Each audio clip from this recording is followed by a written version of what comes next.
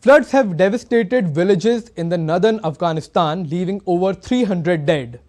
As the country faces worst floods in 3 decades, survivors await humanitarian assistance.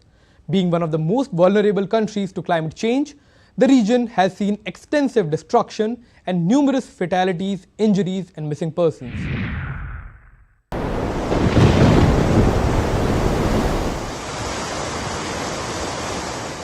Over 315 are dead and thousands displaced after flash floods wreaked havoc in northern Afghanistan, causing mass casualties and widespread devastation.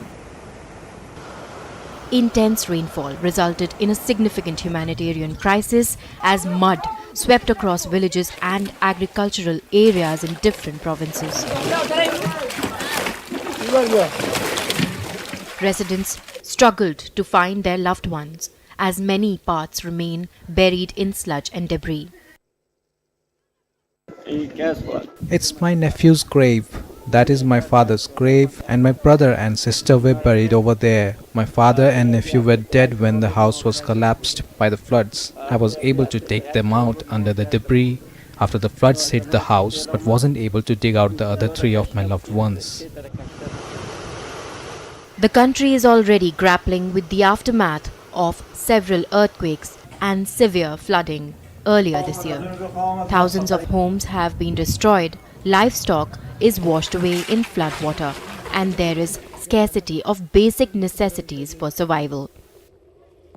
Authorities are trying their best to make ends meet by providing relief materials to the affected people.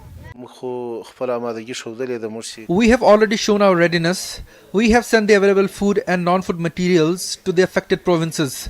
But unfortunately, due to the continuous and heavy rains in the affected areas, the efforts were affected. The assistance sent to many of these provinces were distributed to the affected people.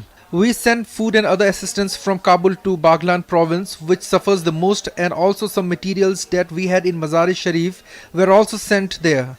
Currently, some of our fellow citizens and charity organizations have also been stepping up and assisting the affected families. Ghulam Hussain, a farmer from the northeastern Baghlan province, has floodwater sediments left over his agricultural land. His concern is the challenge his family members will face in deciding what crop can they grow going forward.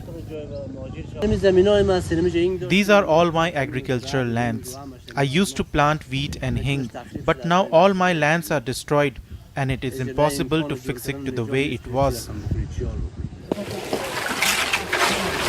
Survivors are left with streets coated with mud, homes destroyed, cattle wiped out, and damaged infrastructure.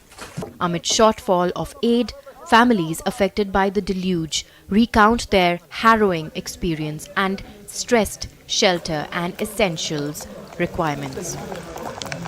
We do not have any option. We will wait here and see what God will do for us. The country is prone to natural disasters. The United Nations considers Afghanistan as one of the most vulnerable countries to climate change.